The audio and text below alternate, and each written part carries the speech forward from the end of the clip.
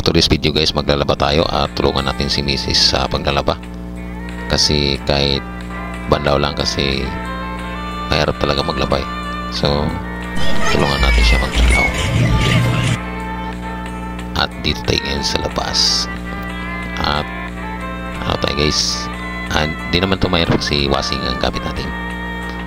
Ang mahirap lang kasi dito yung pagbabanlaw.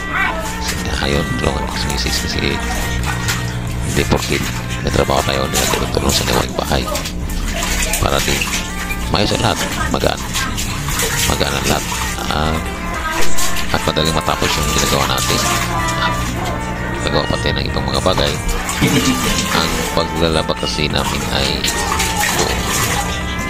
isang linggo laba para na rin yung pagbabanaw natin, ma-double check natin yung galing sa washing kasi pag washing kasi hindi siya masyadong natatanggal at yung mga kilig-kilig, yung mga soprero, hindi masyadong so kailangan mo siyang i-double check na